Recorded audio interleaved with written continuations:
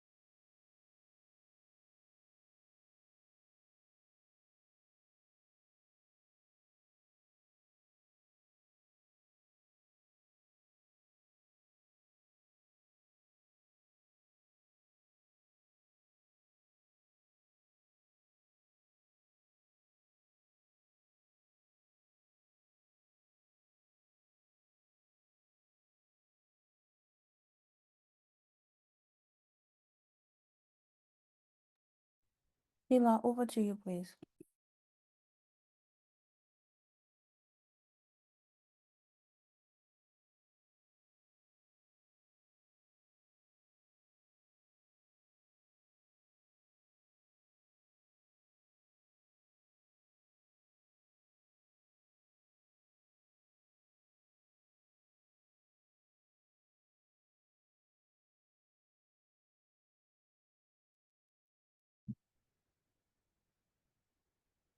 Dear participants, welcome to today's webinar on preparing for mpox vaccine use. And my name is Sheila Sasire. I work with vaccines in emergencies at WHO Afro. I'll be moderating today's session.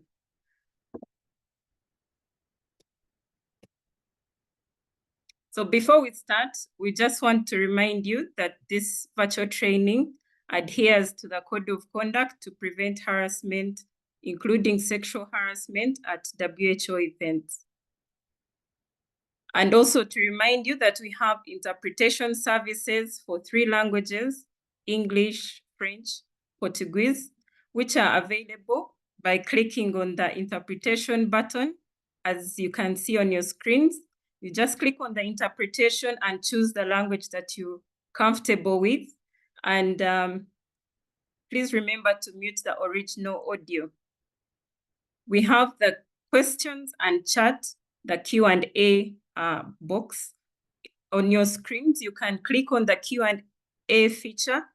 If you want to ask any questions, you can type your questions in the Q&A box at any point during the webinar, and all your questions will try as much as possible to respond to all your questions. You can also use the chat feature to introduce yourself, tell us where you're joining from, or any other comments. But for questions and answers, please use the Q&A box. Then we also have live transcription. In case you'd like live transcription, click on the CC icon as shown on your screens. You'll be able to get captions as we go along. And just to remind you also that the session is being recorded. All the materials and feedback will be shared with you after this session. We'll also be happy to get your feedback after this webinar. They will share a survey at the end of the session, which we encourage you to share your thoughts, your suggestions, and input to help us tailor future sessions to better meet your needs and expectations. So on today's agenda, we'll have opening remarks from Dr. Patrick Otim, who is the team lead for acute events management with the emergencies response team at WHO Afro. And he will also take us through the epidemiological situation in the African region. We'll then have a presentation by Dr. Rina Doshi, who is the Regional Emergencies Immunization Officer, who will take us through mpox vaccination. We'll have Dr. Brian Ajong from the DRC WHO Country Office, who is going to share the DRC's experience on national regulatory approval of available mpox vaccines. And then after the 3 presentations, we'll then go into the discussion sessions. So as I mentioned at the beginning, please type your questions in the Q&A box as we go along, but you can also write down your questions and you'll be able to ask them directly when the session for discussion starts.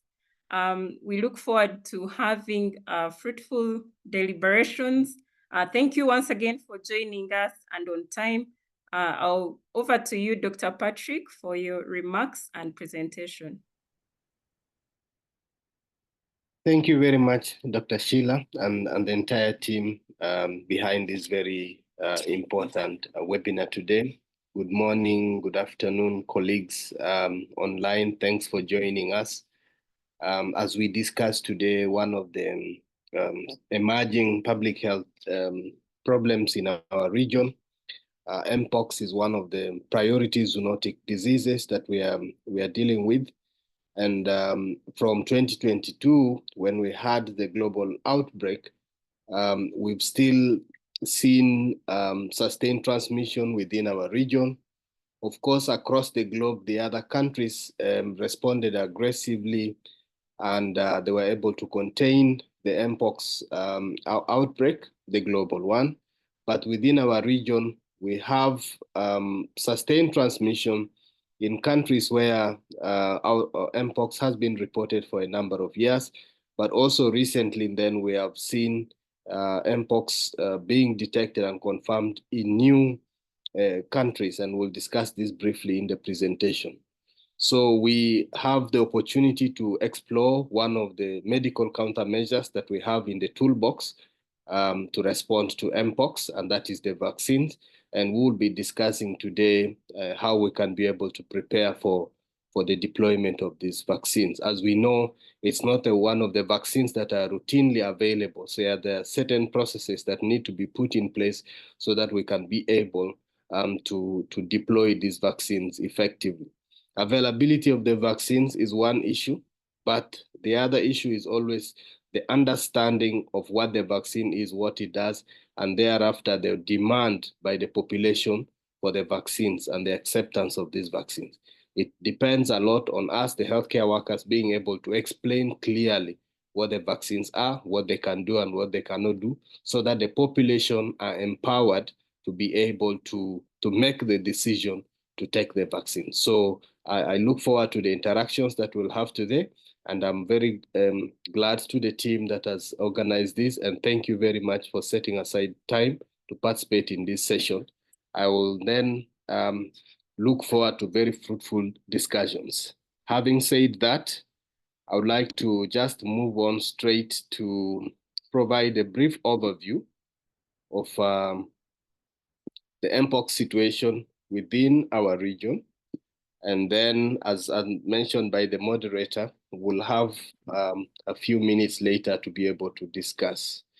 So I just wanted to start with a few things that, as WHO, we are taking the mpox situation in Africa very seriously. Internally, we have assigned it the highest grade of emergency that we usually assign, which is a grade 3 public health emergency. As some of you could have heard in the media yesterday, our Director General has declared his intention to convene the IHR Emergency Committee that will review the available evidence and advise him as to whether the new outbreak constitutes an emergency of international concern. And then we also working together with our colleagues from Africa CDC to ensure that we have continental response, and there will be meetings tomorrow to discuss this and agree on a coordinated support to member states. And of course, you will discuss the issue about the vaccines later with Rina and the colleagues. So there are a lot happening in regards to this particular disease at the moment. So looking at this chart, you'll see that globally, we had a peak in 2022, and we have been tracking throughout 2022 and 2023, and you see that there was really low intensity transmission happening, and most of it you'll see in 2023 was in the Western Pacific region of the WHO. And then you'll see that in 2022, mostly it was the region of the Americas. But in 2024, we have tried to zoom out this one here. You'll see then that the contribution of the African region, which is this one on top, the light green, has been increasing from the months of March, April, May, June, and even when we update the data, July and August. So that has been the point of concern, that we are gradually seeing an increase of the transmission of mpox within our region. But when you zoom in our region, most of the cases you'll see are being reported from DRC. They constitute a bulk of the mpox cases that we have within the region, and actually accounting for over 90% of the cases that we have seen this year. However, of course, there's still some data update ongoing, and we hope to see increase in trends after the cleaning of data that is being done in DRC. But also DRC has a significant proportion of suspected cases that are being reported. As we know, this disease has been endemic in DRC for a very long time, and it is covered under the IDSR syndromic surveillance. So you will see that a number of suspected cases are reported in DRC. If you then look specifically in 2024, looking at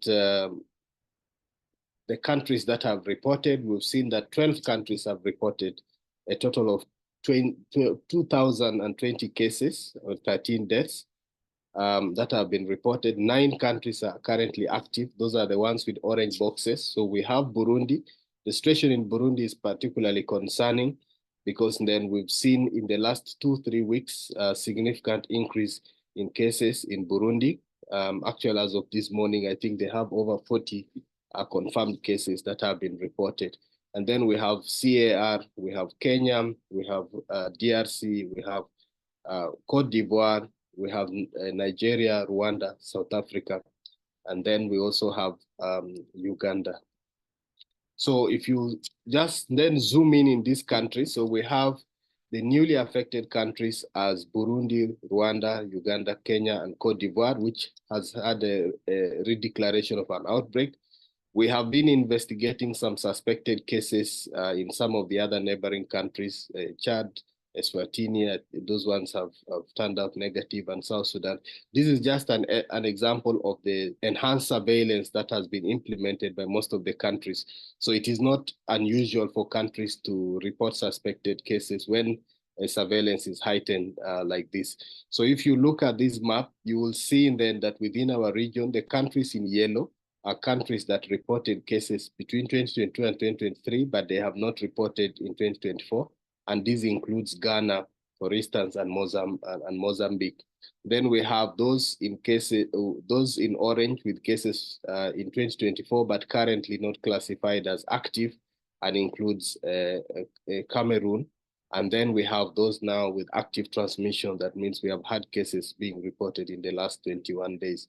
And you see South Africa and the rest of the countries, DRC, Kenya, Uganda, as countries that have active transmission. I've mentioned about Burundi being particularly of concern.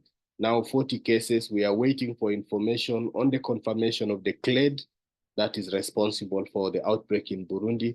We will see then that when you compare the other countries, we have clade 1B.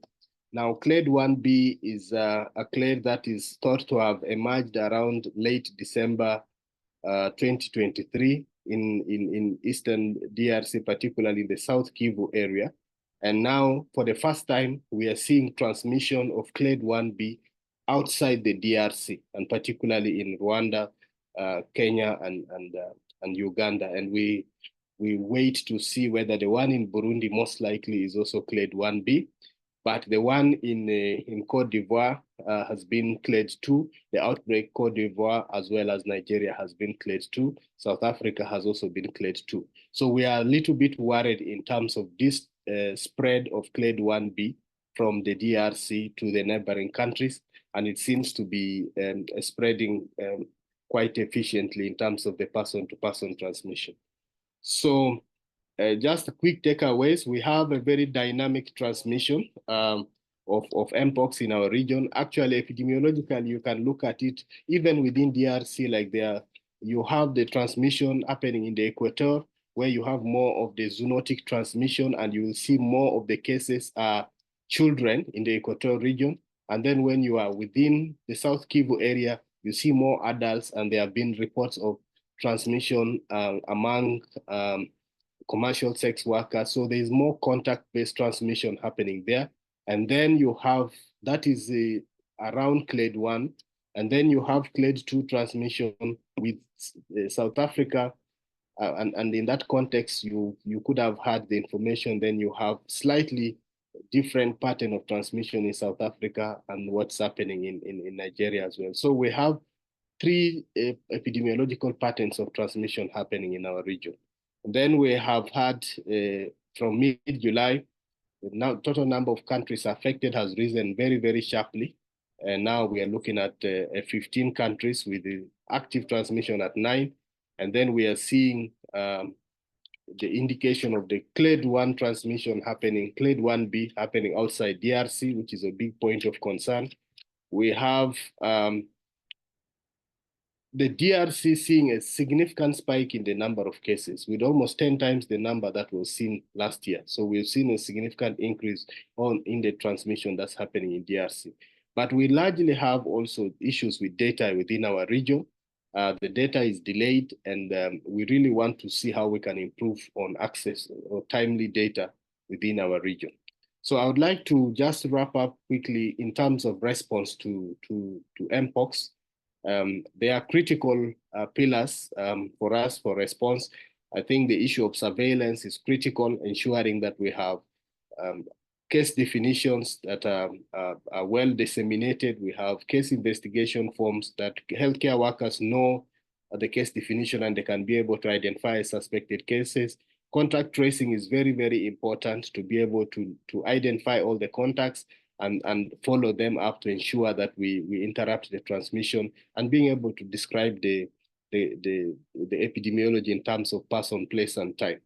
In community protection, the issue of raising awareness, ensuring that the communities at risk are involved in the outbreak, they understand the measures that they can take to be able to protect themselves, developing strategies that really prevent and respond to stigma, because there's a lot of stigma associated with the disease, first because of the clinical presentation, but secondly, because some of the issues around the modes of transmission, and there's need for us to be very sensitive in the messaging and ensuring that we are not contributing to stigma. And then adopting strategies and approaches that localize the response and ensure that we interrupt the drivers of transmission. As I said, different outbreaks in different areas are spread differently. So the strategies we implement should be different as well. In terms of the clinical care, which is the treatment is largely supportive, but ensuring that we do the supportive care optimally and that we provide care in a safe way, that healthcare workers are not infected. And then also we are able to integrate the mpox prevention and messaging within the existing health services, particularly the immunization, the sexual and reproductive health services, and HIV prevention and care. So it's very, very critical that we do that, ensuring IPC measures are in place. But access to countermeasures is also critical. And that's why today we'll be talking about the vaccines, but there are also other, like the therapeutics like tecovirimat that's being administered to severe cases. And lastly, strengthening emergency coordination, particularly One Health approach, working across the different sectors to be able to contain this disease. So as WHO, we are working very closely with the member states to strengthen coordination and collaboration, helping to develop evidence-based response plans, facilitating negotiations. Currently, member states cannot freely buy the vaccine, so we are facilitating these vaccine acquisition negotiations, and Rina will talk about some of the issues. Provision of the tecovirimat, though the doses are really, really limited in the context of compassionate use. We've been facilitating that. South Africa has gotten some doses.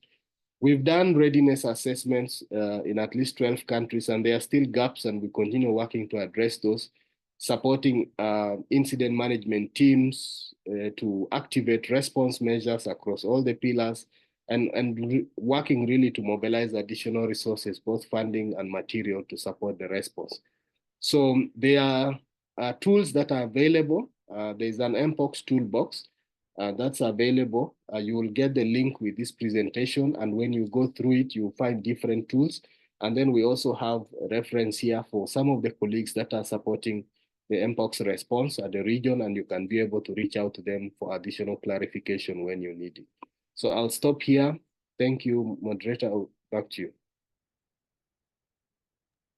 Thank you very much, Dr. Patrick, for painting the picture of what's going on in the African region. As I mentioned at the start, please feel free to put your questions in the Q&A chat box. We also have the chat box where you can put any comments, but for questions specifically, kindly put them in the Q&A chat box. We'll answer all the questions after all the 3 presentations. So next we'll be taking the presentation on mpox vaccination from Dr. Rina, and then we'll have the one on DRC's experience before we can take the questions. Thank you.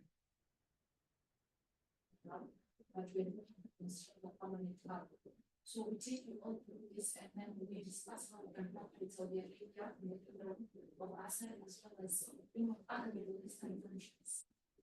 All right, good afternoon, everybody. Hopefully my screen is visible. Yeah, it's kindly put in. Okay, please go ahead. Yep. Great.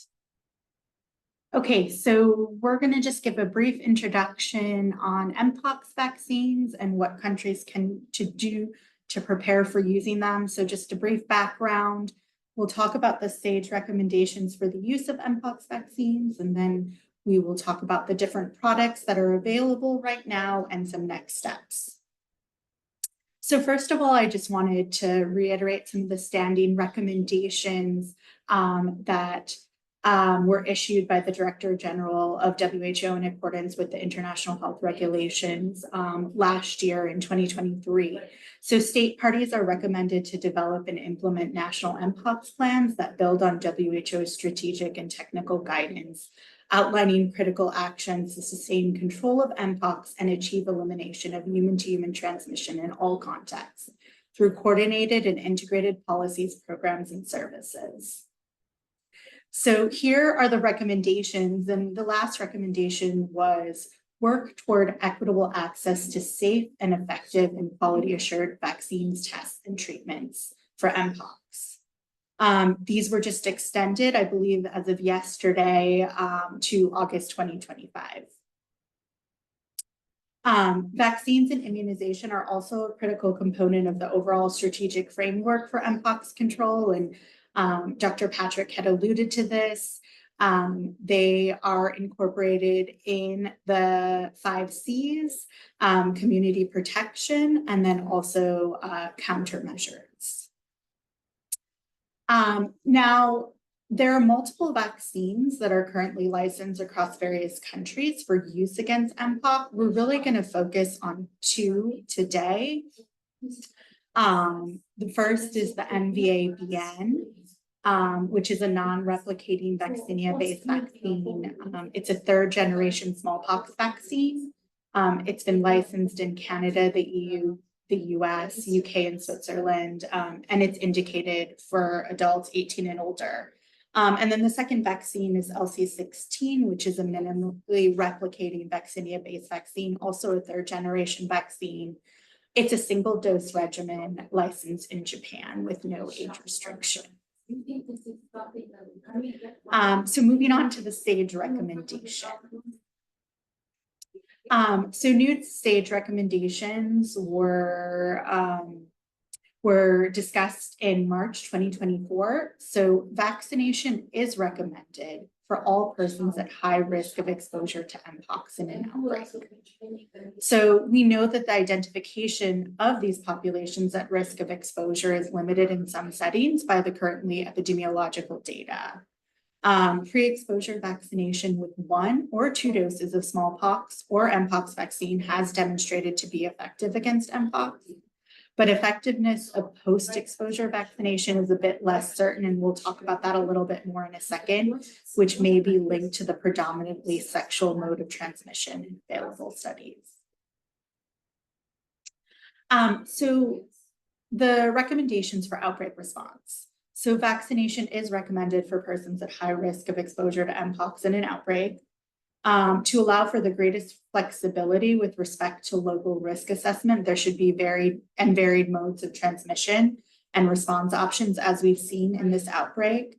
Populations should consider for vaccination might include, based on the local epidemiology, of course, members of a geographically defined area or community. So maybe a household or a village. This would include children with a documented high risk of exposure to mpox.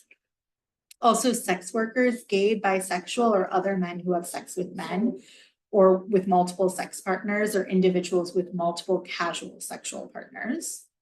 Healthcare workers who are at risk of repeated exposures. So that would be potentially clinical laboratory or healthcare personnel performing diagnostic testing for mpox or providing care or outbreak response team members.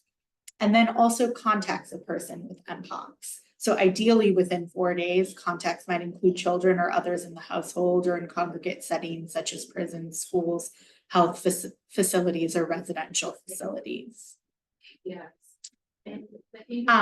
Now, specifically, SAGE did discuss the recommendations for immunocompetent non-pregnant individuals and the choice of vaccines. So WHO does recommend that for immunocompetent non-pregnant individuals, non-replicating vaccines, so that's the MVA-BN, or the minimally replicating vaccines, or equivalent vaccines that meet WHO standards for quality are appropriate for use. There should be specific considerations, including potential for off-label use that can be applied for special population groups, and we'll talk about that in a second.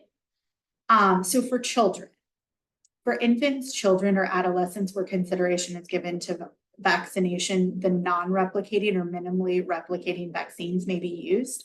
As I mentioned previously, LC16 is approved for use in children in Japan.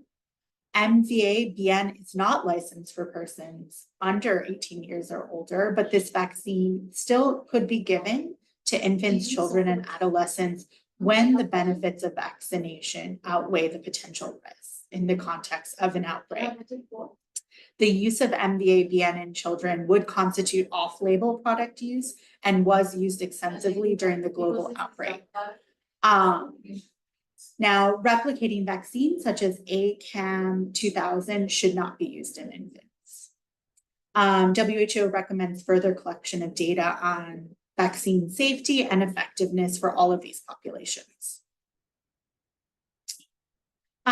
Just touching on the preventative recommendations. So vaccination is recommended for laboratory personnel working with orthopox viruses with periodic revaccination every 2 to 5 years, depending on the risk of exposure, can be considered if they're at high risk and remaining at high risk. Vaccination should be offered to eligible populations irrespective of previous smallpox vaccination and or visible smallpox vaccine scarring. And for individuals previously vaccinated with mpox vaccines, an individual benefit risk assessment should be conducted. SAGE also outlined research priorities. So in regions with endemic disease, there's an urgent need to better understand the modes of transmission, the age-specific cases, deaths, and also seroprevalence and characterization of risk factors for infection and also severity of disease. In particular, the reported high morbidity and mortality in children requires a dedicated effort to understand the epidemiology and the vaccine effectiveness, safety, and immunogenicity in this group. And then also duration of vaccine protection based on route of administration and number of doses received must be defined. So now I'm just going to talk a little bit more about the mpox vaccine product characteristics. So just to recap, we're going to focus today on MVA-BN and LC16. So MVA-BN, so here's the origins of the vaccine. So it traces its heritage back to the 1950s at the Turkish Vaccine Institute in Ankara. Product development was in Munich in the 1970s, leading to the MVA. And in 1998, 1 vial of MVA was transferred to Bavarian Nordic, which was then developed into the product that we know as the MVA-BN. Prevention of mpox infection in adults was added as an indication between 2019 and 2024, right before the global outbreak and during the global outbreak. So there was a systematic review that was conducted in a meta-analysis looking at vaccine effectiveness by dose. So post-exposure prophylaxis of MVA-BN, looking at the data from the systematic review was 20%, a vaccine effectiveness of 20% with a fairly wide confidence interval of 20 up to 64%. Now, looking at one dose of MVABN, the systematic review indicated 76% vaccine effectiveness, and the meta-analysis was quite similar. Looking at the two doses of MVABN, we saw a slightly higher VE of 82%, similar results from the meta-analysis. Now, you know, these are vaccine effectiveness estimates, so it's important to note that they may be biased, particularly the post-exposure prophylaxis one, due to this concept of a mortal time bias, which may inflate the estimates. These are pretty challenging to measure and obtain the appropriate control group, as we've seen with many VE studies during outbreaks. We do know that rapid access to vaccination is necessary. All of these estimates were pretty stable with the removal of poor quality studies. But this does emphasize the need to prioritize vaccination prior to exposure for at-risk individuals. And all of these estimates are for clade B2, so there is clade 2B, so there is a gap in knowledge of what these estimates would look like for clade 1B. I also wanted to touch on the mode of administration, because during the global outbreak, there was some work done to look at mode of administration. So overall, you can see that the VE is the vaccine effectiveness is pretty stable across the different modes of administration, whether it was subcutaneous administration, which is the normal route, or the intradermal administration, which was used off-label.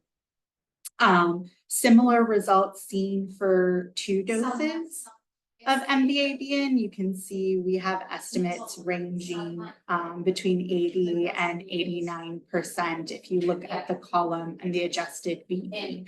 So quite high and quite similar to the systematic review and meta-analysis. I wanted to just touch on the immunogenicity as well. As mentioned previously, we don't have a lot of data on duration of protection, but from a study that was conducted in DRC, we can see here that antibodies were maintained up to 2 years in the DRC trial.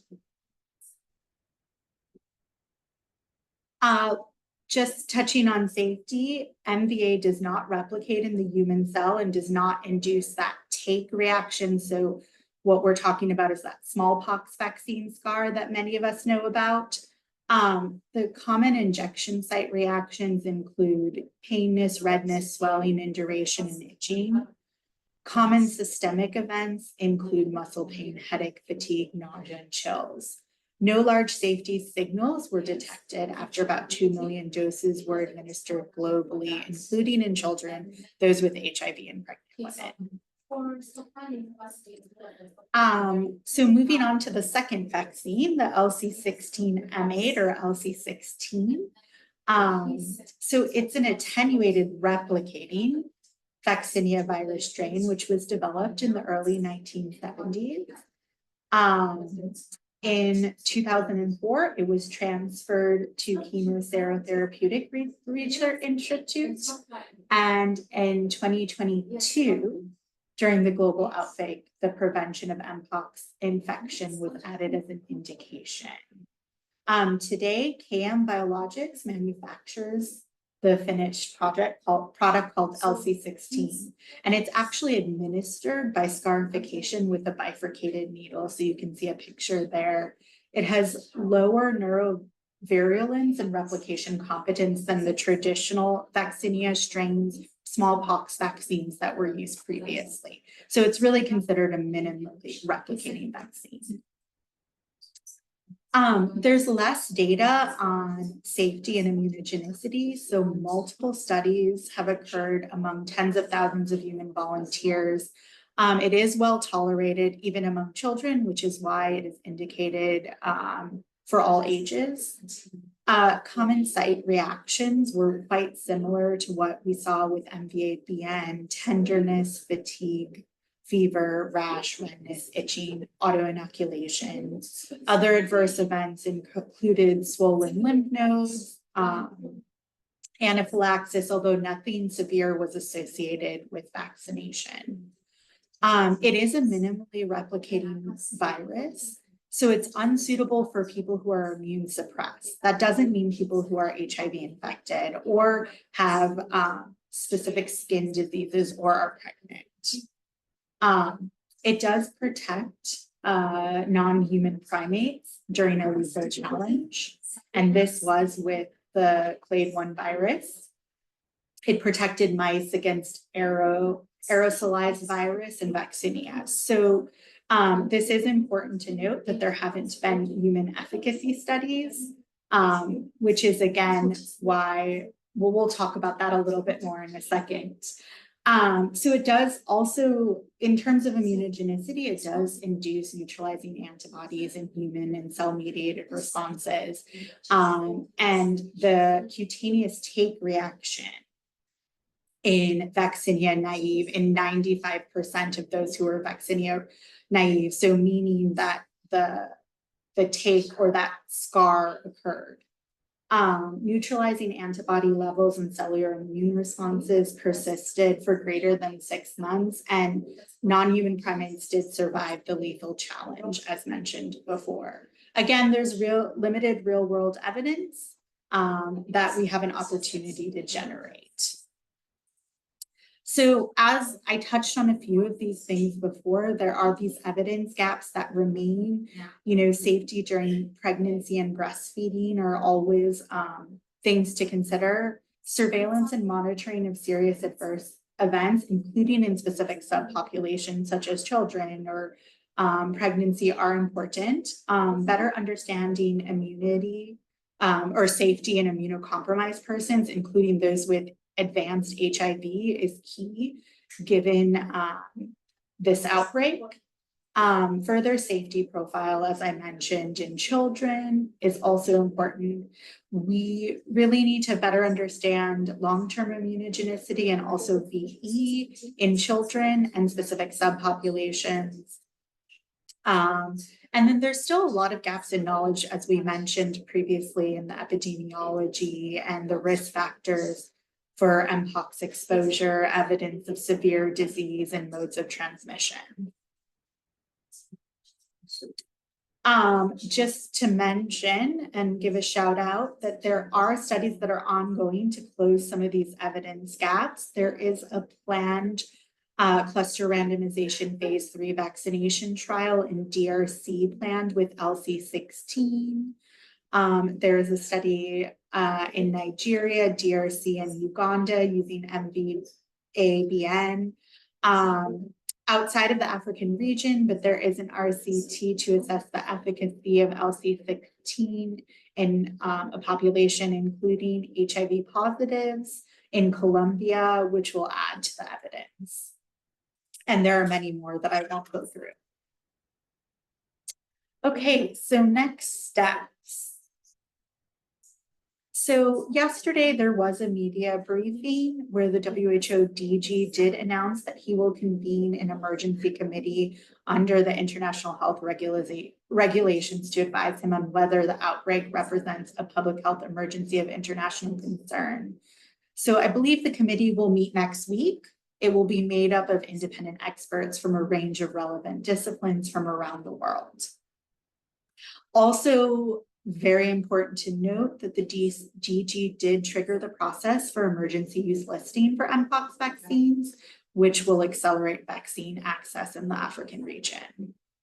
This will also enable our partners, such as Gavi and UNICEF, to procure vaccines for distribution.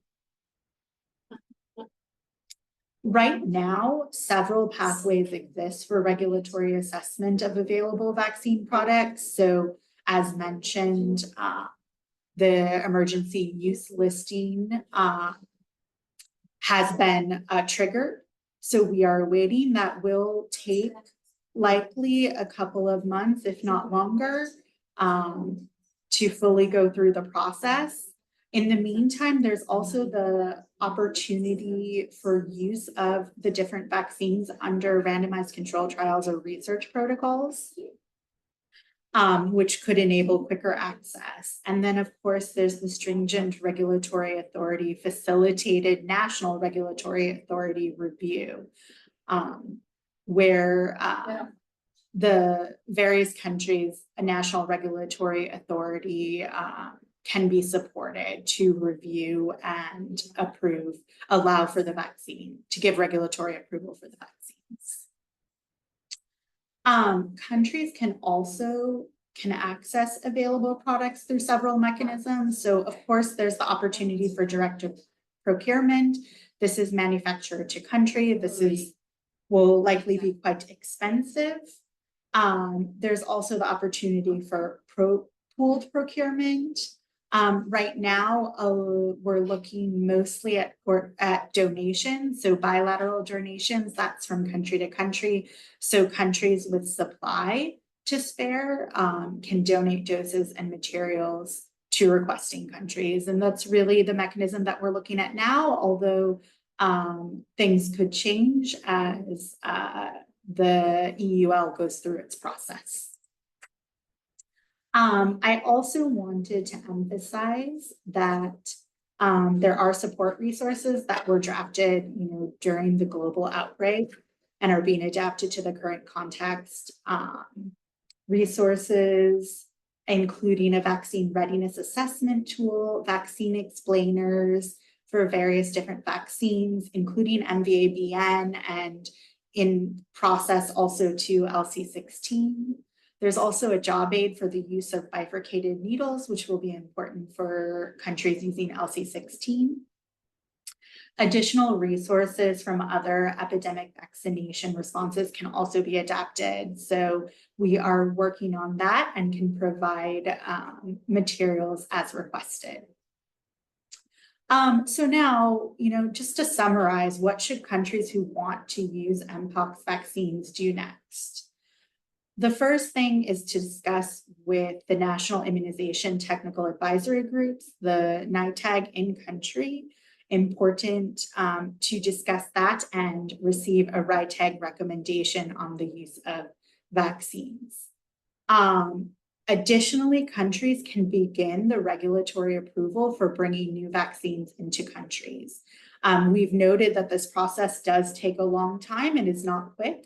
So national regulatory authorities, a country should discuss with the national regulatory authority for how to bring in mpox vaccines for emergency use. And then also with the ethics review committee if that's a requirement for the country.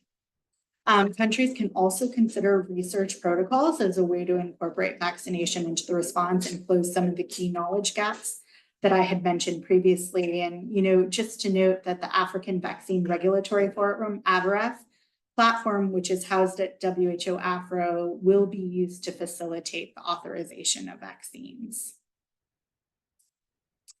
And I will stop there and hand it back to Sheila. Thank you very much, Rina. I think we are doing well on time. Before we go into our third presentation, I would like to recognize the presence of the Regional Immunization Technical Advisory Group Chair, Professor Helen Rees, forgive me, and Dr. Deo, who are online with us. And at some point, I'll ask Professor Helen Rees to make just a few remarks. Before we go into the next presentation, from Rina's presentation, we acknowledge that we currently have 2 vaccines available, the MVA-BN and the LC16, which are licensed for use against mpox. But we also note the limitations, the current limitations we have to accessing the vaccines, especially the regulatory limitations and also supply. As she mentioned, most of the supply currently is through donations, bilateral arrangements. but it's important to note, especially for countries that are currently experiencing outbreaks and those at risk who are interested in using mpox vaccines, to get comprehensive information on the available vaccines. I'll call upon Dr. Brian Ajong to share DRC's experience on national regulatory authorization of the mpox vaccines in DRC, and then we can get into the Q&A session.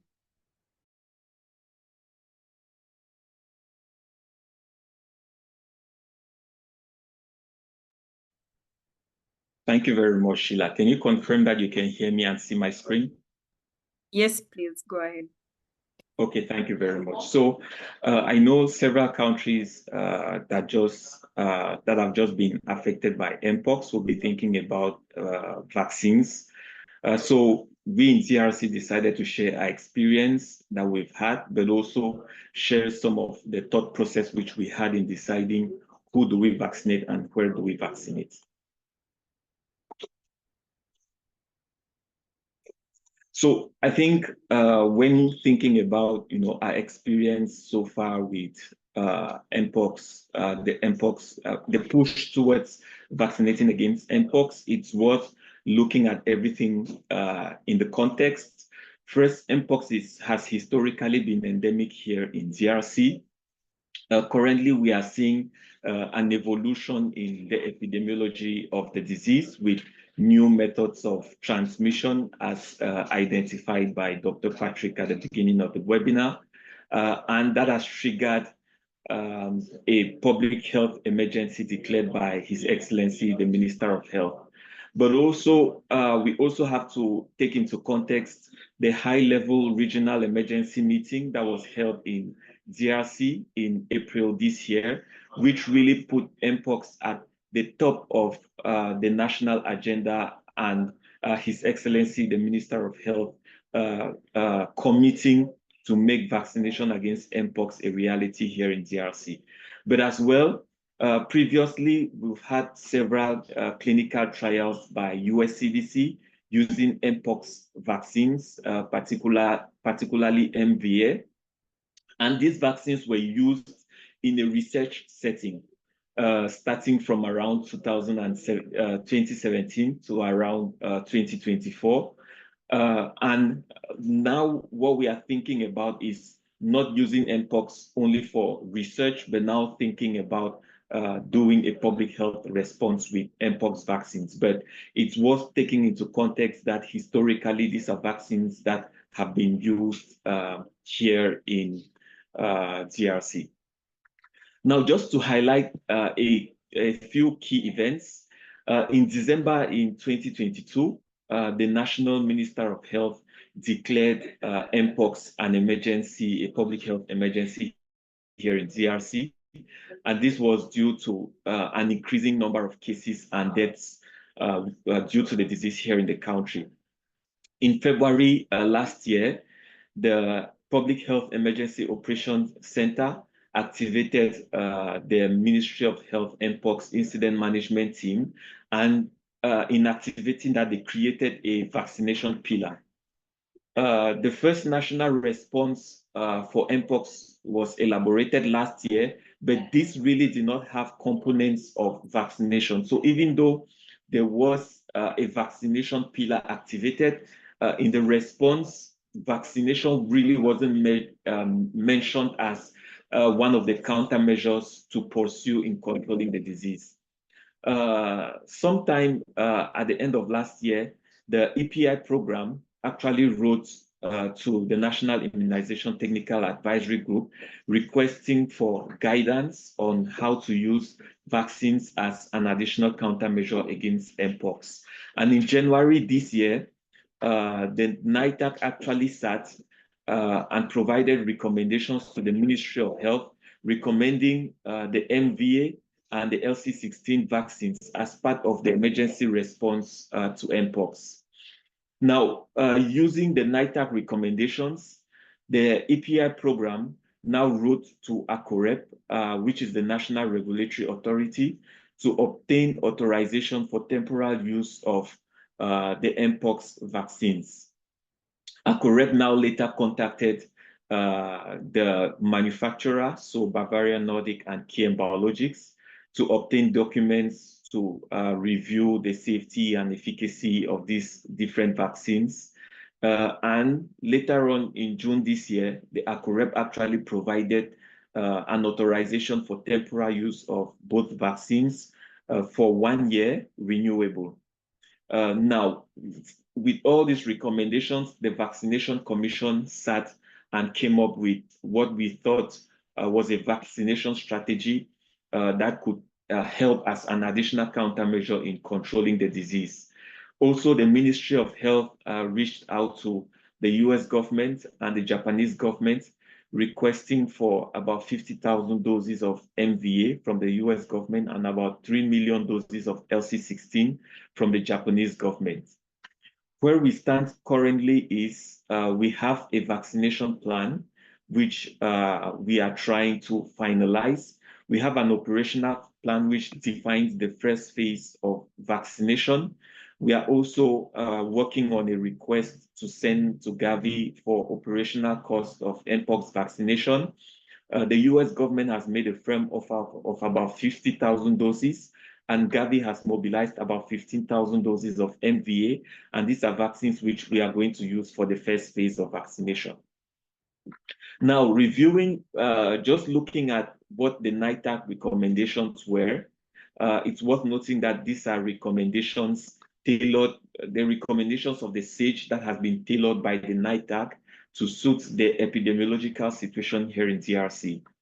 And the NITAC recommended vaccination as an additional public health countermeasure.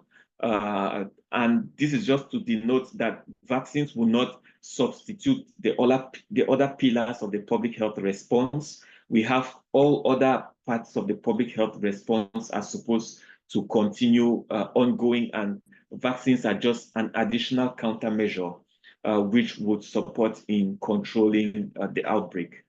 The NITAC recommended 2 vaccines, MVA-BN for adults and LC16 for both adults and children. The NITAC also took into consideration that there could be limited doses, or we could have LC16 not available. And in that case, it's possible to provide MVA-BN to children, but this would be as part of an off-label use. And the priority groups to vaccinate include frontline healthcare workers who are at risk of contracting the disease, also contacts of cases, members of men of special populations such as men who have sex with men and commercial sex workers, and those who are at risk of zoonotic transmission such as hunters.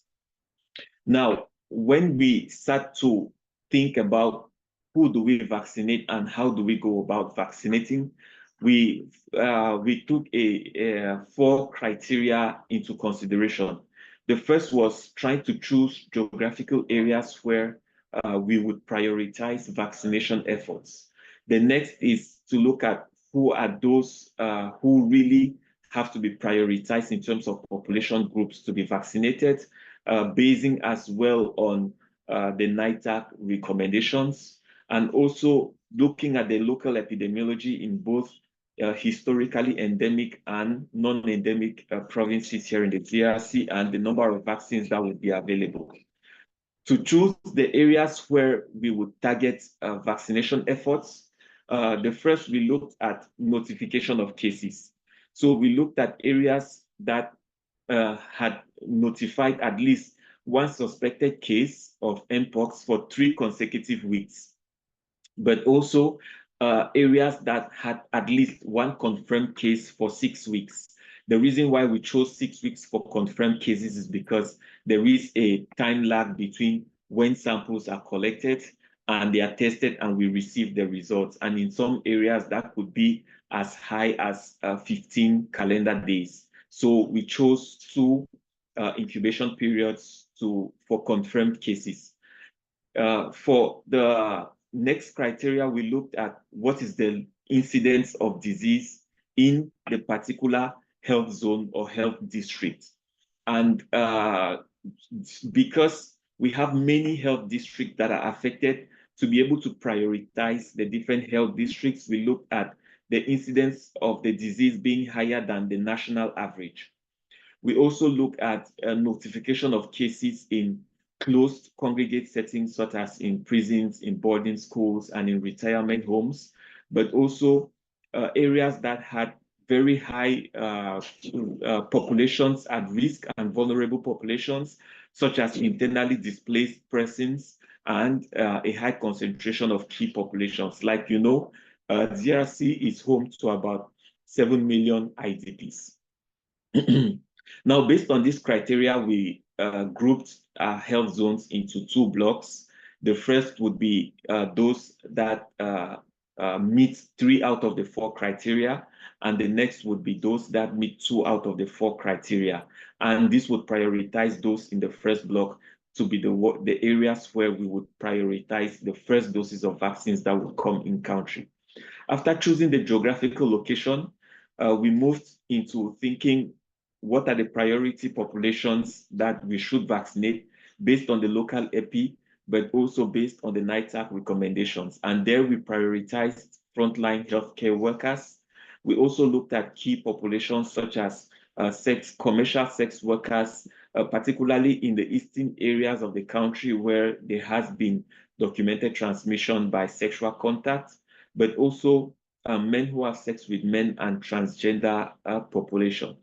We also looked at contacts of confirmed cases, but we also considered contacts of suspected cases, given that there is a high, there is a very high time lag of confirmation of cases, and ideally contacts should be vaccinated within 4 days of exposure, as Dr. Rina highlighted before. But also vaccinating, we also targeted children under 5 years of age, because the local epidemiology suggests this is the population with the highest case fatality ratio. Now, second priority would be, we chose children between 5 and 18 years of age, and as well other adults who are at risk of particularly zoonotic transmission, such as hunters, eco-guards, and veterinarians. And the final targeting strategy looks like this. So in the first phase, we will look at the target adult population in block 1. And this is because the first 65,000 doses of MVA that we would receive would primarily be targeting adults. And in the second phase, we would now include children below 5 years of age. And hopefully at that point, we would get LC16 so that we can target children below 5 years of age. And for the third phase is looking at children between 5 and 17 years of age and other adult populations who are at risk. We also looked at the different scenarios where you have, limited availability of vaccines. For example, currently we have a firm offer of 65,000 doses. And we also thought of a scenario where we could have additional vaccines available. So we have additional LC16, and a scenario where we have sufficient vaccines to target multiple health zones, those fulfilling the 2 of the 4 criteria.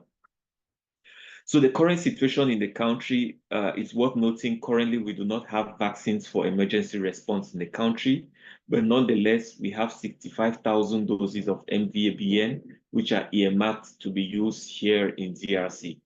And also, like I mentioned before, the Ministry of Health has requested 3 million doses of LC16 to be used to target children, particularly in endemic areas where children are most affected and have the highest case fatality ratio.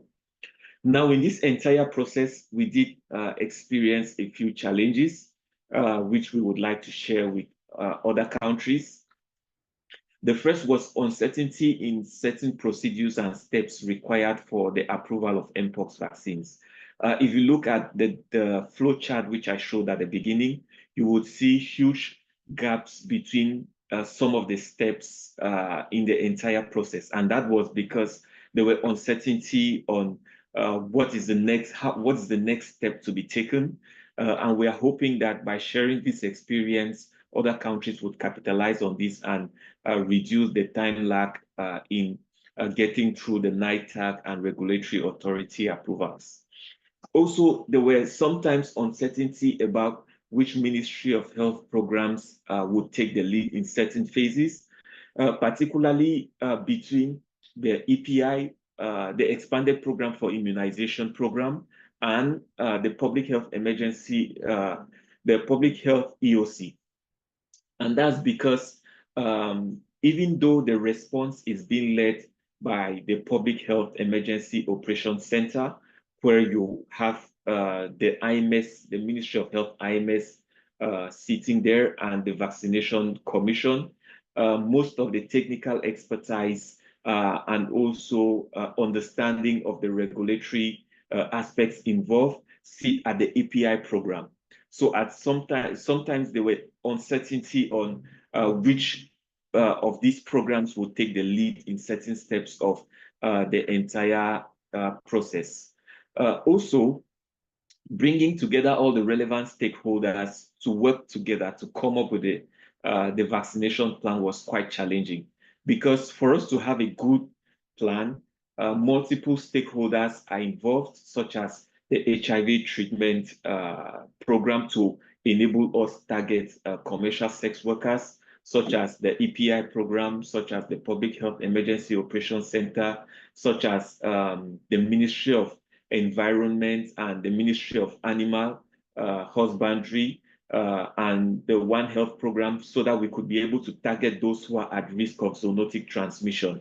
Also bringing together those researchers who already have an understanding of how to use these vaccines in a research capacity. So just having all these stakeholders together to brainstorm on the vaccination strategy and identify the priorities was particularly challenging. Also, the gaps in surveillance data really made coming up with a vaccination strategy very difficult. Like Dr. Patrick said, there are really gaps in the data that we have on mpox. There is room to improve on the data, but then that directly trickles down to who do we target and how do we come up with a good enough strategy that is based on evidence. Also, DRC has multiple ongoing emergencies, which can create competing priorities, particularly for the Public Health Emergency Operations Center. So it can steal away some attention from mpox. Also, there were lengthy administrative procedures, because some of these letters is between the government of DRC and the government of other countries, and many Ministry of Health programs communicating together. So sometimes the entire process gets slowed down by a lot of administrative procedures that are involved.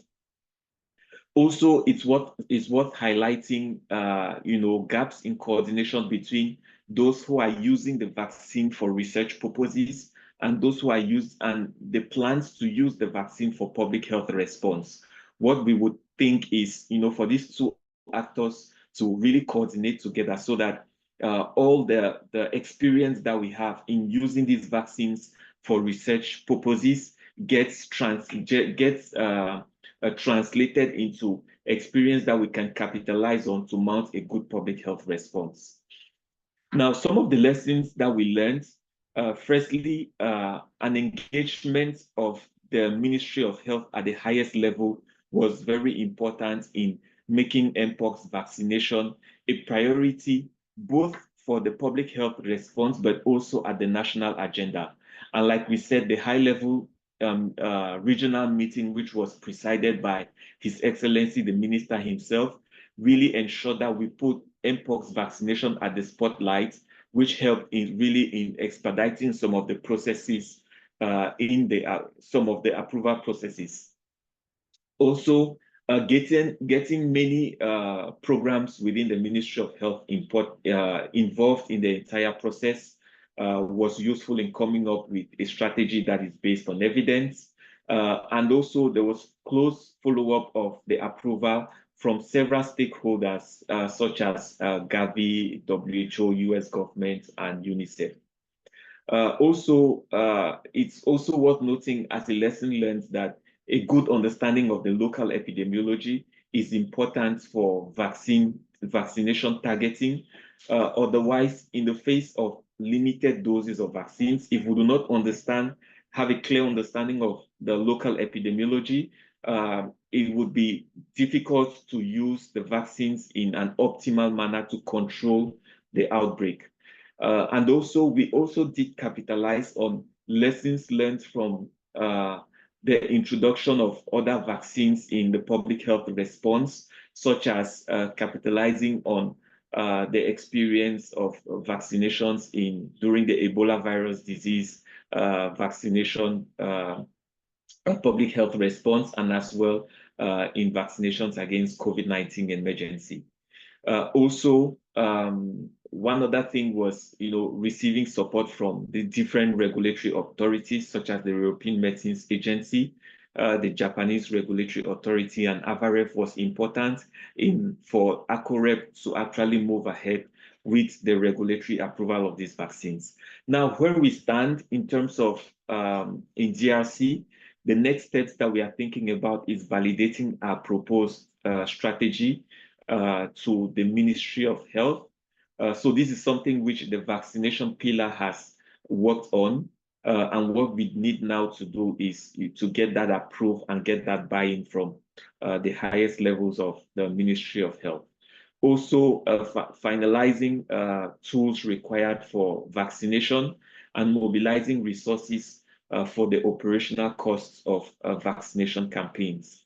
Also, we are looking forward to strengthening data collection and operational research so that everything we learn in terms of the public health response to mpox using the MVA and LC16 vaccines are well documented, and so that other countries will be able to capitalize on our experience. But as well, we are hoping in future to receive the donated vaccines in country and use that in vaccinating our target population.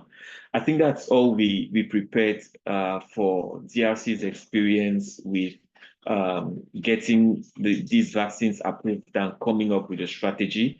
And we would be happy to take any questions. Thank you very much. Over to you, Sheila.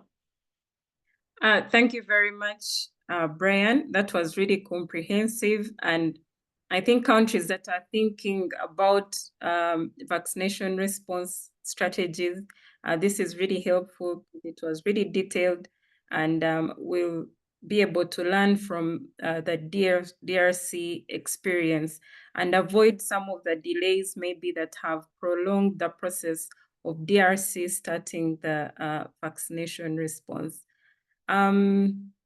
Before we go ahead, I want to remind you that we are taking your questions in the Q&A chat box. The panelists are already answering some of the questions, and in a short while, I'll call upon you as well to raise your hand and ask your questions directly to any of the panelists. But in the meantime, you can keep putting your questions in the chat. As I mentioned, we have Professor Helen Rees. I don't know if she's able to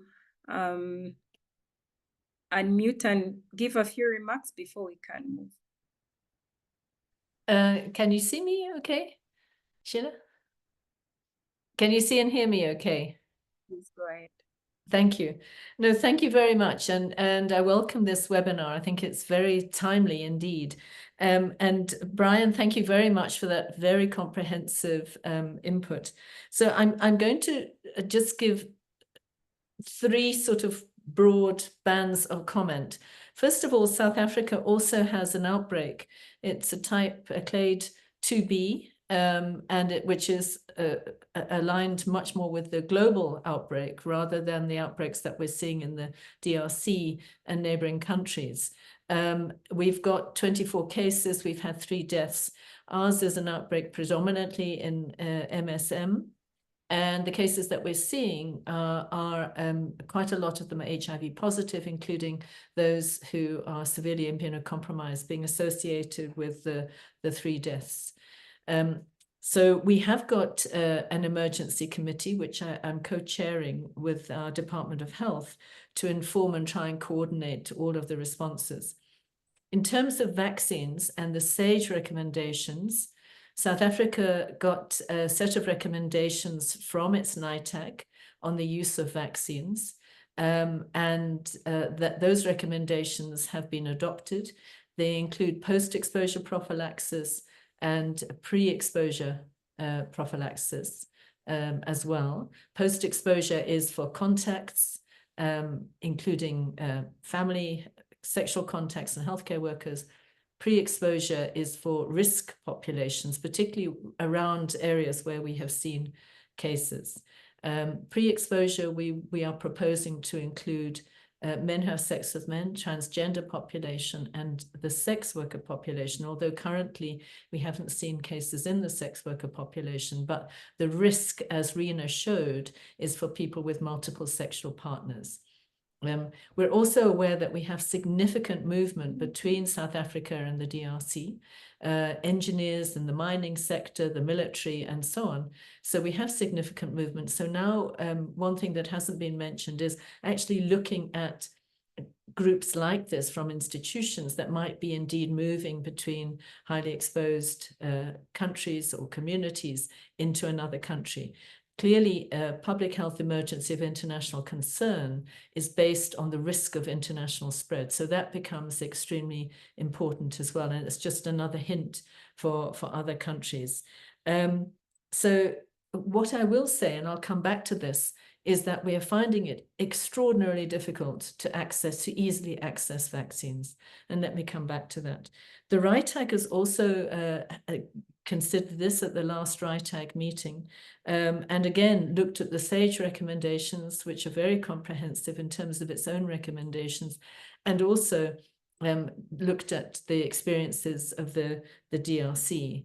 And again, just to echo what Brian has just said, we need to learn some lessons. And one of them is access to purchasing and to access to the products of vaccines, but the other one are the regulatory delays. So that brings me on to a sort of the sort of bigger questions that I'll put my RITAG hat on, and I think that we need to consider in our region. First of all, access. We saw this with COVID vaccines, and I'm sorry to say that our experience is once again the same, that there is not easy access, even in an emergency, such as we're seeing in the DRC, neighboring countries, in South Africa. Even under these circumstances where countries have declared an emergency, there is no easy access to vaccine supplies. And I think this is something that we've got to press the pause button and say, how do we do this? I'll give you the South African example where we are negotiating through WHO with member states who have got stockpiles of vaccines. And what we are considering with them is vaccines that are nearing expiry. So it's not even the stockpile will give you so much from the stock. It's the stockpile with vaccines at the end of their life. You can argue that that's extremely sensible because we have limited vaccines.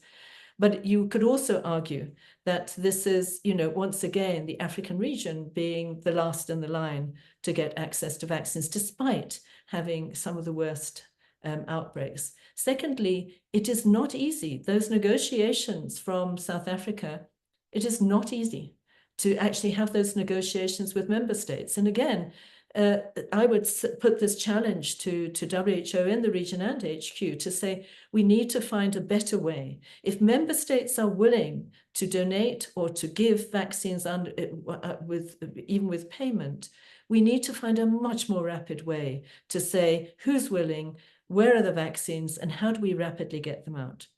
The second point is that in terms of the vaccines that are available, so we're talking about MVA and the LC16. In terms of those two vaccines, regulatory authorities, and now here I'm putting on my hat because I chair the board of our regulatory authority in South Africa, A regulatory authority can't start a process of regulatory approval in country until they know which vaccine it is they're meant to be approving, because then you have to consider which vaccine is it, where is the data, can the applicant provide the data to you, where is the manufacturing plant? So you can't start a process. It's just not possible. You can have people on standby, you can have regulators and ethics committees on standby, but you cannot start a regulatory review until you know which vaccine, which goes back to access. So that inherently, that access problem is delaying regulatory review. Thirdly, we have AVAREF, and we have in the future the AMA, but at the moment we have AVAREF. We should be asking AVAREF to also review the MVA and the LC16, and we should be looking at that as well. In terms of the indications, I have some concern again about the indications, because we are saying this, it seems to be, and Rena can answer this, in many countries, particularly in the Southern African region, but also in the DRC, we have a lot of people living with HIV. We need to be very clear on which vaccines we should be introducing for people living with HIV. Because if we have a partially replicating vaccine, is it appropriate that we say, you don't give it to immunized compromised people, but you can give it to people with HIV. As I said, the people that we're seeing with a huge reaction to the clinical disease are the people who are immunocompromised. And we know that if we go back in time, we don't give live replicating vaccines to people who are severely immunocompromised. So my question would be, why would we say that you can give an LC16 to people living with HIV or to pregnant women in the absence of having data? If we have data and safety data, that is a very different matter for pregnant women. But I think that we need to have clearer guidance in our region for people who are living with HIV and for pregnant women, and which of these two vaccines will we prefer. In South Africa, we said MVA because it's non-replicating and we think it will be safer, but many African countries will have large populations of people living with HIV. And lastly, we do need a research agenda, and we need to coordinate that. I know, for example, that in the DRC, there is a research agenda looking at both of the potential vaccines, which I think is NIH supported. We're also proposing a research agenda around vaccines in South Africa, looking at HIV positive and negative adults. But we should also, and I would suggest that this is something that the Afro office could really help us with, and really coordinate all of those studies that are happening around vaccines, so we can urgently pull together the data and share it so it can contribute to our body of knowledge and our use of the vaccines. So I've got concerns, biggest one writ large, access. And I think that we really should be, as a region, from a webinar like this, banging the table and saying this is not good enough, world. You cannot have stockpiles in rich countries left over from the multi-global, and it's still ongoing, the multi-country outbreak, and not have rapid, easy access for countries where we are seeing large outbreaks. Anyway, I'll stop there. Thank you very much. Thanks for the opportunity. Thank you very much, Professor Rees, for the insights, for the great insights, and for your great contributions always. We truly appreciate, and we really take note of the current equity and access challenges to the available vaccines. I'll just have to call upon the different panelists to respond to some of the questions.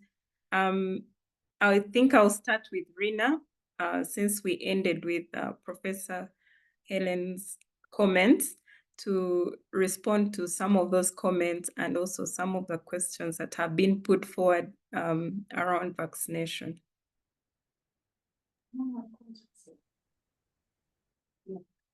Hi, everybody. Thank you, Prof. Helen, for your comments. You know, those are really great. The comment about using a minimally replicating vaccine in certain populations, I think this is a question that's important and something that, you know, should be evaluated more. I know that with LC16, there is a study, and I put this in response to the Q&A, that there is a study in Colombia looking specifically at LC16 and HIV. positive individuals, and that the data is not yet available. More data is needed in specific populations. This is always a problem, right, with new vaccines, as you mentioned. And so I think this is an opportunity for the region to also capitalize on that and strengthen some of our R&D efforts and building capacity in terms of research, and take initiative to look at some of these opportunities to close some of these knowledge gaps. So I think initiating studies in these populations is very important and key. I'm just looking through the Q&A. There were a lot of really good questions about lessons learned from previous mpox outbreaks and how they can inform RCC efforts. And I don't know, Sheila, if you note if any of our RCCE colleagues are online and answer some of this. There were also some questions in regards to vaccine hesitancy and how we might communicate some of the gaps in knowledge that we have with the population. And I'd also throw this question over to Brian as well about what the discussions have been as DRC is further along in the process of rolling out mpox vaccines, what the discussions have been in terms of how to combat some of these issues around vaccine hesitancy and community engagement, and ensuring that our populations are aware of some of these challenges. Just looking through, were there any specific questions that we wanted to answer live? Maybe Rina, I can first take the hands that those who have raised their hands, then we'll go systematically to the questions in the Q&A. Sounds good. I can first take a question from Angelica.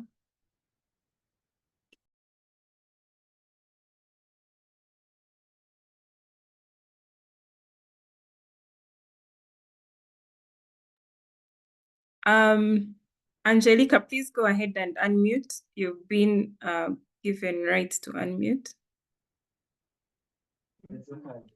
Oh, sorry about that. It's have been answered. Thank you. All right, thank you. Richard, if you could unmute and take your question.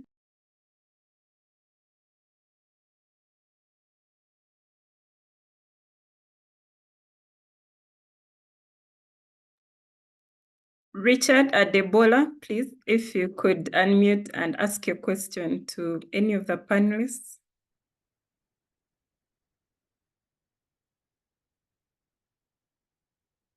Richard, are you with us? Oh, yes, yes. Can you hear me now? Yes, please, go ahead. Oh, thank you. Thank you, Helen and the speakers. Excellent opportunity to discuss. I'm Richard Adebola from Naima in Nigeria.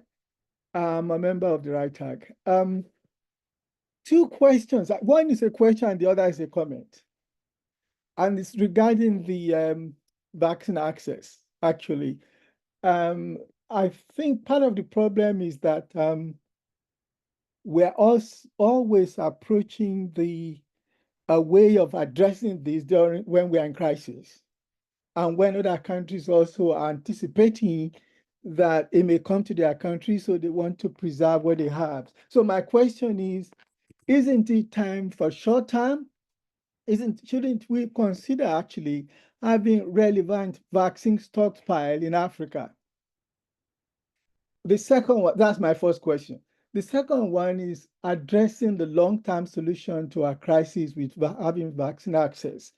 And should include establishing what we have been talking about actually at RITAG and across Africa actually recently, manufacturing hubs to identify priority vaccines that we need to begin to manufacture locally, to include local production capacity, reducing reliance on global supply chains, and enabling quicker response at times like these when we need vaccines in cases of emergency. That's my question and my comment. Over. Thank you very much. Thank you, Richard.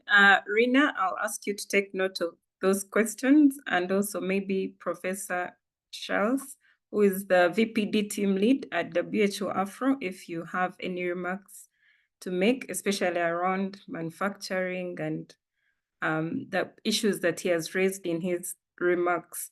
Next, we'll have Rose Nakame.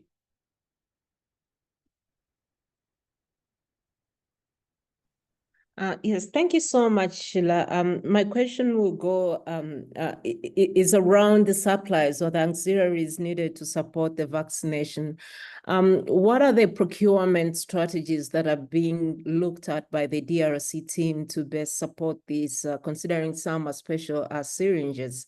Thank you so much. All right, thank you. Angelica, I see your hand up again. Do you have another question?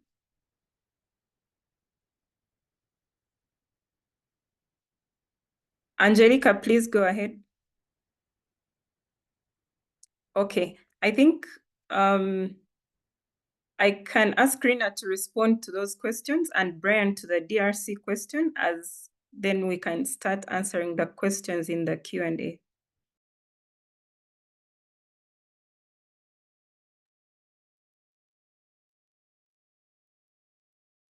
So just in response to the stockpile question, I think the ultimate goal would be to create a global stockpile. I know that the Gavia board did approve back in June funding to create a stockpile. So right now we are waiting on some of the regulatory processes at WHO. So as mentioned, you know, the vaccines are not pre-qualified at this time, but the DG has started the process for EUL. So as we await out that process, you know, things will develop, and that would be the ultimate goal. I might throw the manufacturing question to Kwasi, who I believe is online, or Charles, who can talk a little bit more about that. Over to you, Prof. Charles or Kwasi.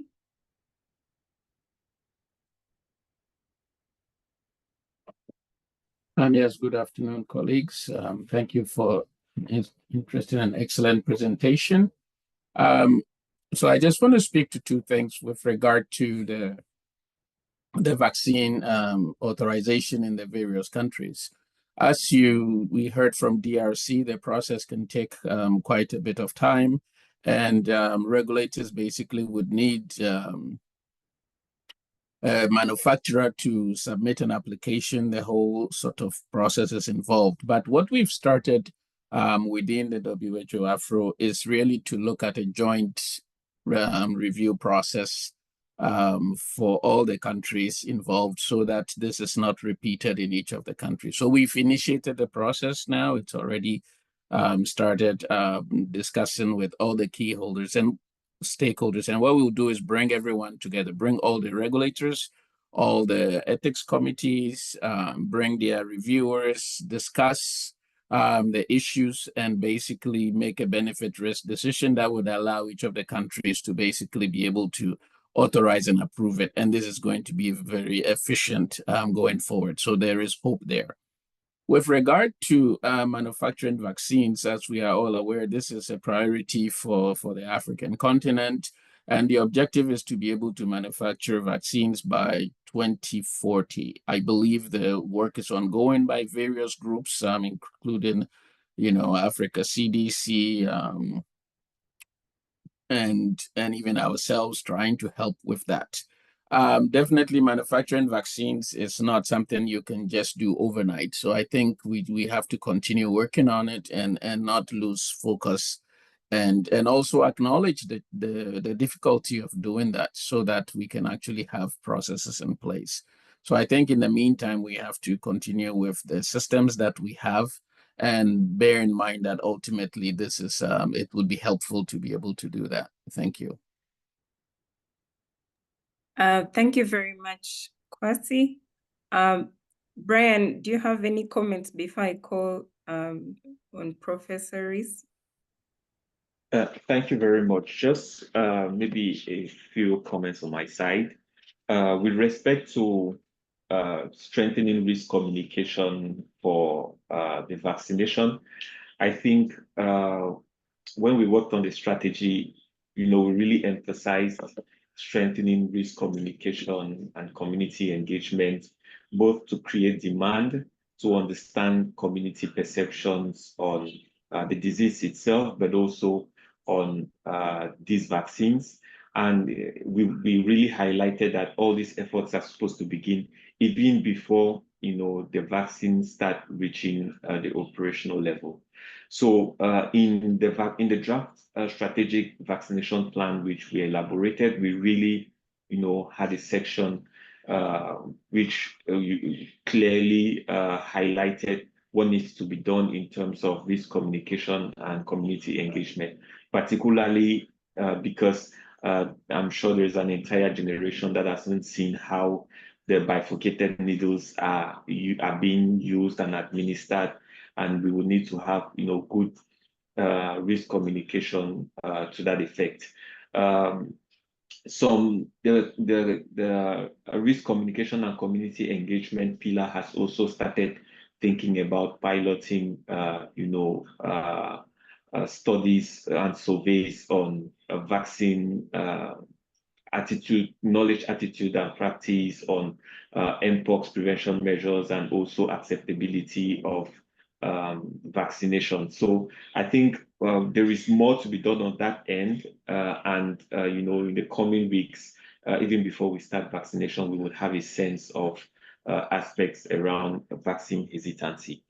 Now, with respect to procurement of syringes, we haven't reached that step yet.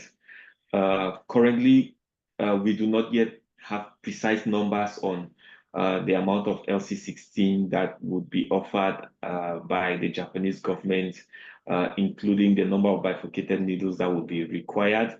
But the country has made a request for 3 million doses. As well for the syringes to accompany the MVABN. I think we've not yet reached those steps in terms of the supplies, and hopefully when we get to those steps, we will look at everything that has to do with supplies, including cold chain requirements. Thanks. Those were the questions that were addressed to me. Over to you, Sheila. All right, thank you very much, Brian. I'll take a hand from Professor Rees. Thank you. So just a quick one, Kwasi, thank you very much. I really support the initiative that you've just described about trying to coordinate. But I just wondered, you didn't mention AVAREF. So I wondered if is this a part of an AVAREF initiative? And the reason I'm asking is because what I think we don't want to do is to create duplicate channels for this kind of review, but the principle of it is strongly supported. The second thing is, certainly for clinical trials, one thing that we've proposed in the South Africa is that we combine both a regulatory and an ethics review.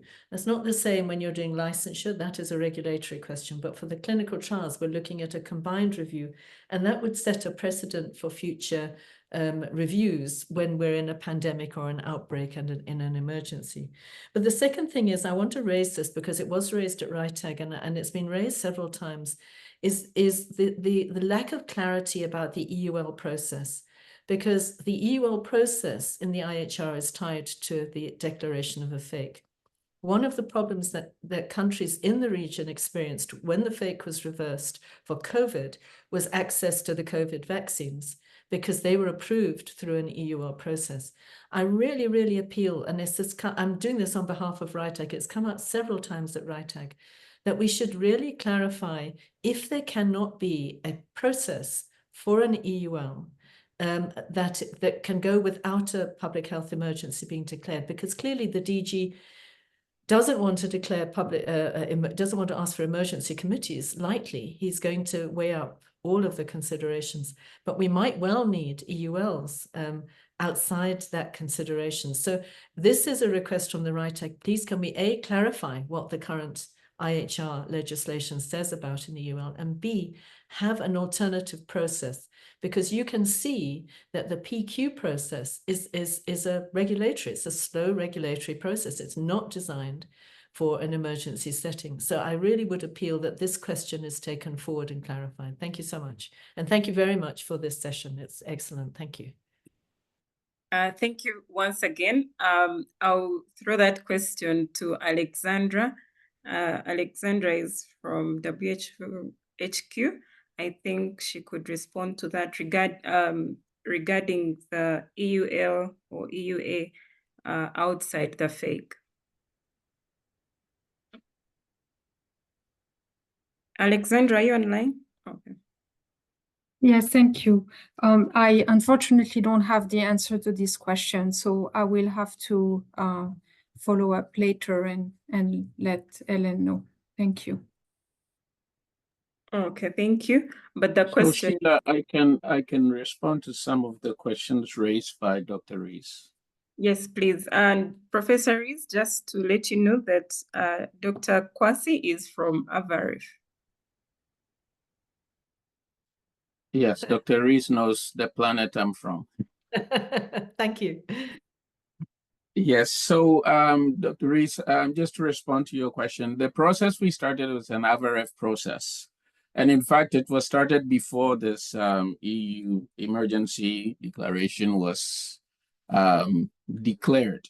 So there are ways for regulators to be able to even act outside of a declared public emergency. It's just that the regulators have to, work together. Regulators have the power to be able to make decisions, even if it's for emergency use by themselves. Outside of that, regulators can do that. So what we were planning to do, given that the vaccines available are largely not authorized for use on the continent except for DRC, which is recent, and in Nigeria, all the rest of the countries don't have authorization. So we felt that given that this was started through the AVRF process, we could convene the countries together, get them to work on this and make the decisions together, and then be able to take it back to their countries and do it.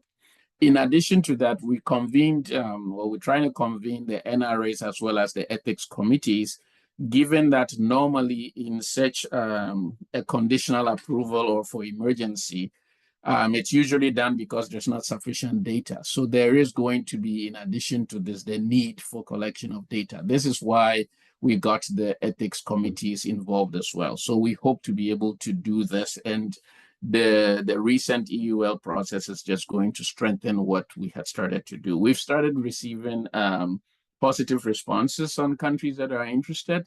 And so I'm hoping that in the coming days, we will be able to get that. We are also essentially everything that was done in DRC, the information that was obtained, we will get all that information. We will work with the regulatory agencies that have already approved, such as the EMA and the US, as well as Nigeria and DRC, and work together, building on their regulatory experience as well as information that's out there to facilitate these countries in making the decision for emergency use or conditional use during the situation. So that's what's doing, and this is an AVRF process. Thank you very much. I hope it addresses the questions. Thank you very much, Dr. Kwasi. I think we are still doing well on time. We still have a couple of questions in the chat, but most of them have been answered by the panelists. In case you have any other questions, please feel free to put up your hand and ask any of the panelists directly. We also have other people ready to answer some of the questions on hand from HQ and from WHO Afro. Thank you once again for joining us. From the Q&A chat box, what lessons have been learned from previous mpox outbreaks that can inform current RCCE efforts? I don't know if Rina wanted to take this or throw this to someone else, but also Brian has shared some experiences from DRC. And then we have, another way to increase vaccines uptake is to have part of the commodities, such as syringes, being produced locally. quite common. It is being reported that vaccination campaigns are a business operation where local countries won't benefit anything. Okay, I think this was a comment, but also this goes back to the question of equity and access, and especially to even the some of the commodities. We also have a couple of comments in the chat. Please feel free to type in the Q&A chat box so that we don't miss your questions in the chat, in the general chat. But I see some comments.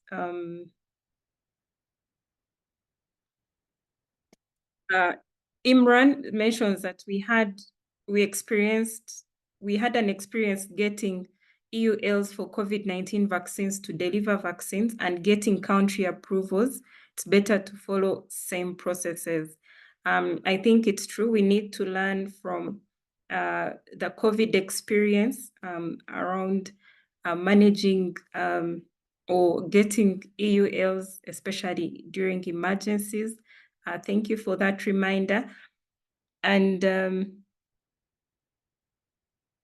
thank you, Professor Rees. We faced some challenges in inequity, including vaccine nationalism at the start of COVID-19 pandemic for African countries.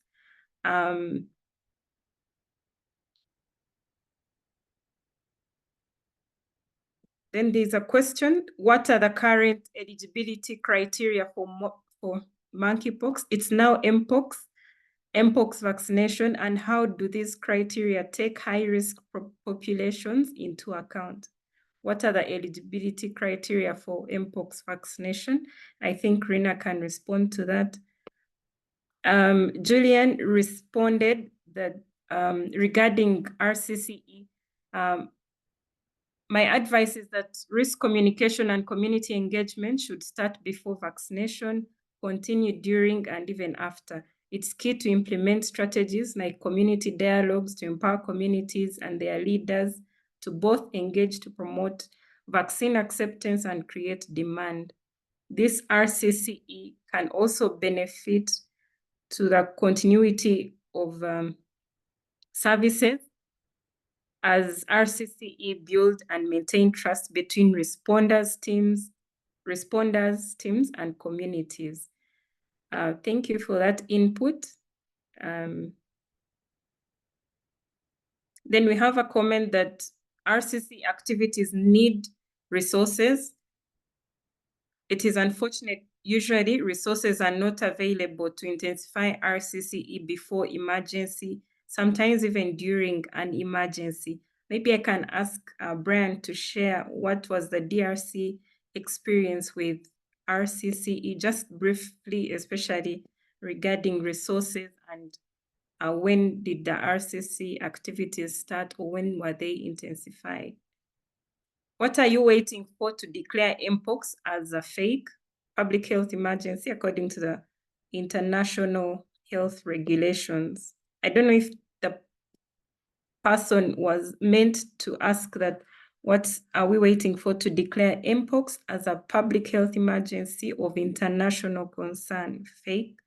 But they typed what we are waiting for to declare mpox as public health emergency. It's already a public health emergency, but not yet a public health emergency of international concern. And as Rina mentioned, the Director General WHO in a press release mentioned that he will be convening an emergency committee to advise him on this. So this is also being looked into. Sheila, if I can just comment here, Oh, and please. so that we don't forget, because we need to remember that mpox was in 2022 declared a public health emergency of international concern, and that was lifted last year in 2023. And as we have seen this increase in transmission in the neighboring countries, the DG has actively taken this as a priority, and he already did issue a statement, I think 30 minutes ago, that he has convened the emergency committee to be able to advise him on, and the IHR clearly lays out that procedure. So he has to convene the IHR emergency committee, and then they will review available evidence. And these are usually independent experts from different disciplines across the world who will review the evidence that's there and then advise the DG. Then he will make a decision based on the advice from the emergency committee. So the process is already on, and we will be able to see the conclusion in the next few days. Thank you. Thank you very much, Patrick, for clarifying on that. Rina, if you could respond to some of the questions put forward so far regarding vaccination. I think most of them I've given some responses to in the chat. There was one question on who is eligible. So I could pull up the slide if that would help, but it's persons who are at high risk of infection. So that would depend on the epidemiology, right? And I think Brian touched on this a little bit in DRC. It depends. So that might constitute sex workers, men who have sex with men, people with multiple casual sexual partners. SAGE also outlines contacts or healthcare workers who might be at high risk of repeated exposure. So those are just some of the populations that were outlined by SAGE and would be based on the country's epidemiology. I think we answered some of the RCCE questions. Was there anything specific you noticed that I missed, Sheila? I think that's pretty much it. Thank you very much. Brian, I don't know if you have any other comments. I see we don't have any more hands. Thank you very much. Just a few comments on the risk communication and community engagement, and lessons learned from RCC, from other outbreaks which we are trying to implement in the current outbreak. So it's worth noting that the RCC pillar is one of the most active. Even before we had the outbreak, we already had partners working on global health security with funding from US government through the USAID, that we're already thinking about risk communication and community engagement strategies for priority zoonosis here in the DRC. And afterwards, when of course mpox became an emergency, the team has worked in tailoring the risk communication and community engagement strategy for those priority zoonosis to really try to incorporate things that are specific to mpox. So, but as well, I think what's worth noting is in previous risk communication efforts, there were no documented cases of transmission by sexual contact. That the first cases were reported around March last year in the DRC, and that was in a group of men who have sex with men. But later on, this long chain of transmission through sexual contact of clade 1 of the virus was documented around September last year in South Kivu, in a health zone called Kamituga. So in the previous strategies that were used, these aspects of transmission by sexual contact really wasn't emphasized in the previous responses that were being done to the clade 1 of the virus. But now seeing the importance of the increasing importance of transmission by sexual contact, particularly in the eastern part of DRC, the risk communication and community engagement materials that are being produced by the RCC Commission are being tailored, to highlight this increasing a new method of transmission that has been documented here in the DRC.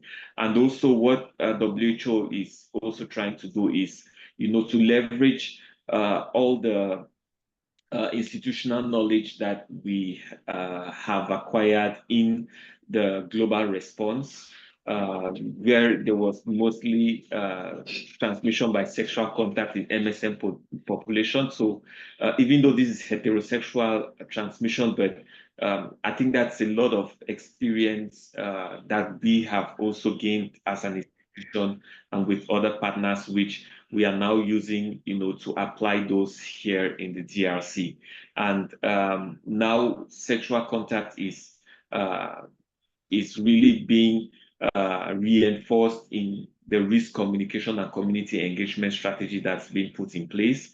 How do you find, for example, commercial sex workers? How do you approach them? And that's also done in collaboration with the National HIV and STI program that also has the institutional knowledge of working with these population groups. So that's how risk communication has evolved here in the DRC, and we are still continuing to, see how to better target these high-risk populations with risk communication messages. Thank you very much. Over to you, Dr. Sheila. Thank you very much, Brian. I see we are coming to the top of the second hour of the webinar. So, and thank you very much for the interactive discussions. We've taken note of various comments that you've made in the chats and also some of the recommendations from this discussion. I just wanted to highlight the key takeaways and next steps from this webinar as we move forward before we can go into the final remarks. Currently, we don't, the mpox vaccines are not pre-qualified by WHO, which has also been limiting in accessing or acquiring the vaccines. But as mentioned by Patrick and Rina, the WHO Director General has triggered the process for emergency use authorization for the mpox vaccines, and we hope that this will facilitate access and more partner support towards vaccines acquisition. In the meantime, countries are encouraged to start working with countries which are interested in the vaccination response and acquiring vaccines to start working on the regulatory approval processes through the national regulatory bodies and also the national ethics committees as applicable to the different countries, working closely with the national immunization technical advisory groups. Currently, the supply is mainly through donations, mostly bilateral arrangements, but also some of the manufacturers. And WHO is currently facilitating engagements with potential donors for some of the countries that have expressed interest. And then countries with mpox outbreaks or at high risk are encouraged to start on the national regulatory review processes as a key step to acquiring vaccines, because as we've learned from DRC, the processes can be protracted and may take long, but we need to get ahead, especially if we need to be ready to acquire the vaccines, especially once they are pre-qualified by WHO and also become more available. But we also encourage the countries to work on the regulatory authorization as we also continue to engage potential donors so that when the vaccines are available from the donors, then we are ready to receive these vaccines. Countries are also encouraged strongly to consider research protocols to close the existing knowledge gaps. We've seen some of the knowledge gaps that Rina highlighted in her presentation, and we still need to learn more about these vaccines, much as we know they are currently effective and safe from some of the available data, and but we continue to do more research and to understand how the vaccines work. Thank you very much for your participation. I don't know if there's any critical questions that has not been answered, but if there is none, we have about 5 minutes to end the webinar. I'll call upon Dr. Patrick to give us some brief closing remarks. Thank you.